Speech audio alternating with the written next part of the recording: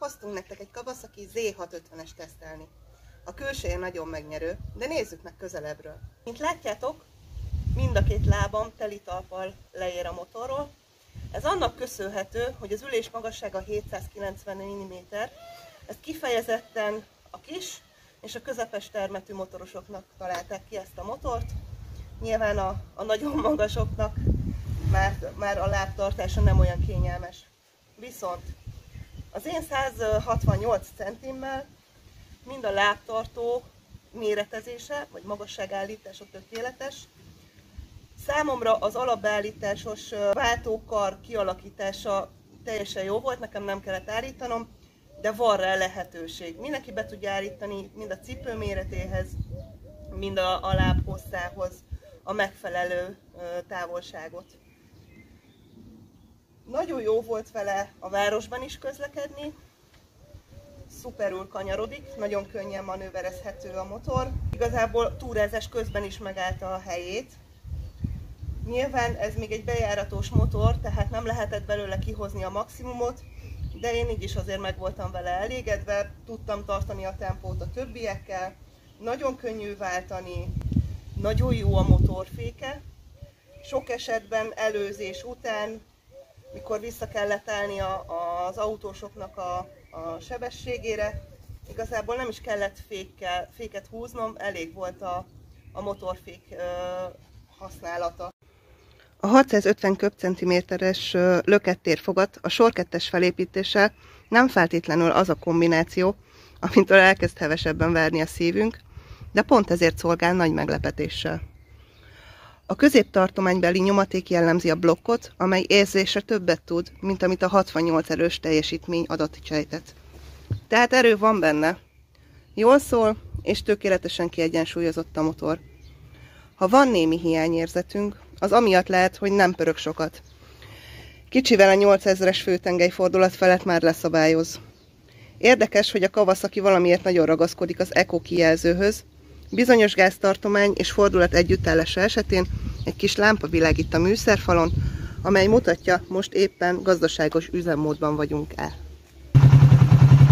Alul az üzemanyag szintkijelző mellett látható amúgy az Eco jel menet közben, ezt most sajnos nem tudom megmutatni nektek. Viszont pont ebből kifolyólag, ami nekem nagyon zavaró volt az esti sötétben való vezetéskor, hogy a fordulatszám jelző sáv 3800-as fordulatnál már a sebesség kijelző elkezd színesen villogni, 4000-es fordulat felett pedig az egész fordulatszám kijelző sáv villog, ami igazából a perifériás látómezőben nagyon zavaró tud lenni. Legalábbis engem nagyon-nagyon zavart. 15 literes a tankja, és 4,5 és 5 liter között kihozható a fogyasztása. Többször kellett tankolnunk, és ez valóban így is van, tehát megállják a helyét az adatok. Ami az én egyik nagyon nagy kedvencem, hogy maga a féklámpa Z jelzést kapott, és ezáltal ez a motor bárhonnan felismerhető, hiszen csak ennek van ilyen különleges kialakítású lámpája. Főleg a kisebb termetű sofőröknek fontos az, hogy egy motor könnyű legyen. Ez 185 kg, és még tolni is nagyon-nagyon könnyű, olyan jó kialakítása van. Úgyhogy ez tényleg nagyon jó tanuló motornak, vagy első motornak azok számára, akik még nem elég magabiztosak ahhoz, hogy elinduljanak egy olyan túrára, vagy egy olyan útra, ahol még nem jártak előtte, és nem tudják, hogy mire számítsanak. Számos változtatást hajtottak végre a szívó és kipufogó rendszer alkatrészein, annak biztosítása érdekében, hogy az Euro 4-es károsanyag kibocsátási előírások érvényesüljenek, és növeljék a középkategóriás nyomatékot, miközben megtartják az előző modell teljesítményét is ez mellett. Már megvásárolható ez a modell. Az Ivanics motornál jelenleg akció is van rá. Amúgy az alapára jelenleg 3.125.000 forint körül mozog. Én azt gondolom, hogy ebben a motorban nagyon jól beletettek mindent. Amikor mi is elkezdtük közelebbről megnézegetni, hogy mégis milyen anyagokat és eszközöket használtak, ez egy fém hatású, tehát nagyon jó, de mégis műanyag borítással rendelkezik.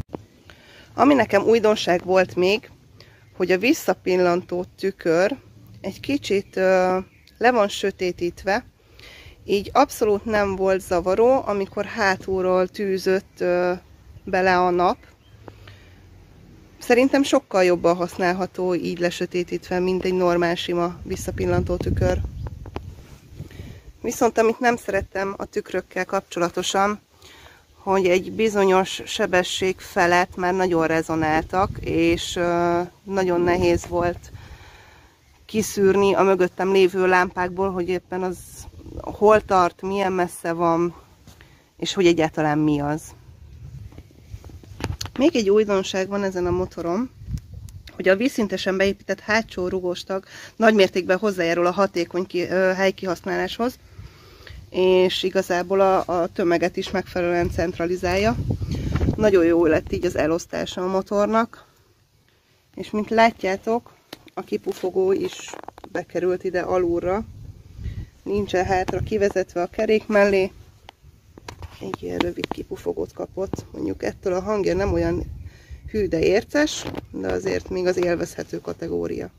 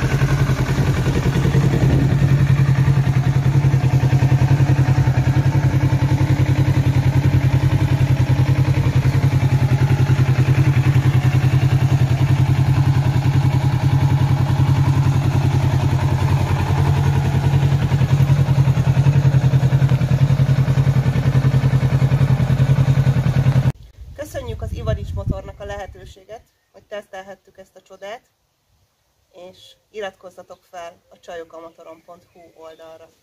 Sziasztok!